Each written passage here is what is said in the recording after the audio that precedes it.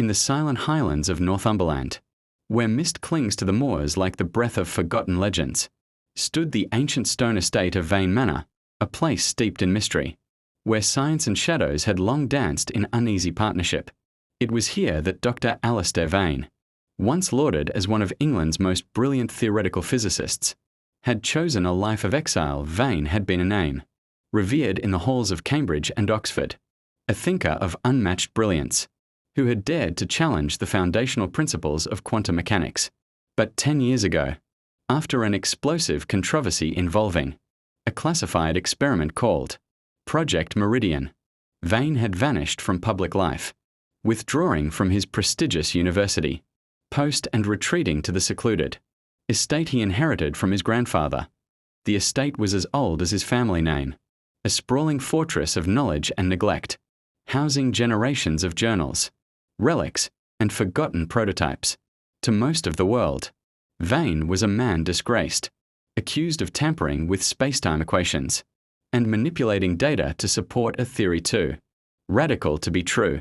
But to Vane himself, he was simply unfinished.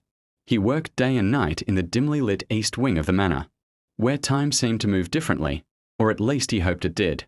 He had grown pale and lean, with fingers stained by ink and burn marks from old instruments. The house, cold and creaking, was now the womb of his obsession, to prove the existence of temporal echoes, faint reverberations of time itself, lingering like sound waves in the quantum fabric. Dr. Vane's journals were filled with equations that spiraled into madness and brilliance alike. He believed time was not a river, as once thought, but a resonant field, where events could imprint themselves like footprints in snow, fading, but never truly gone.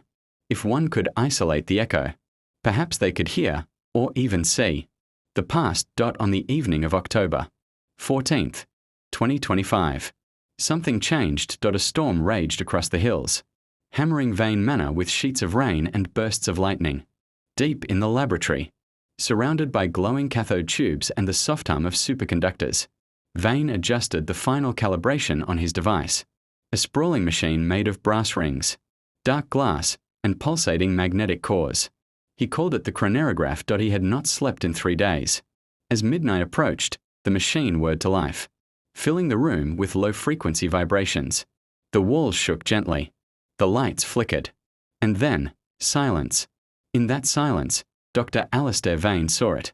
Hovering in the center of the Chronaerograph's gyroscopic rings was a faint, translucent image, a child running through the halls of Vane Manor.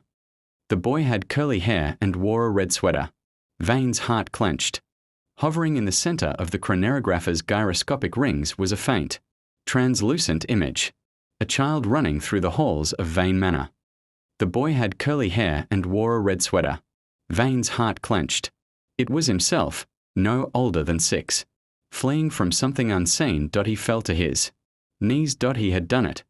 For the next week, Vane obsessively recorded the echoes, visions of his mother in the garden reading Byron, his grandfather, who vanished mysteriously in 1973, hunched over a telescope, voices whispering secrets in languages long dead. Each echo was fleeting, fading the moment he tried to interact, like smoke on a cold mirror. Then, on the 7th day, something went wrong. The echo did not fade. It solidified. It looked at him. It was his grandfather, Professor Isaac Vane, eyes glimmering with an unnatural awareness. The echo spoke. Alistair, you must stop. The door swings both ways. The machine sparked violently. The echo shattered into shards of light, and the Chronaerograph went dark. Vane was left trembling, not with fear, but with awe. He hadn't just glimpsed the past, he had opened it.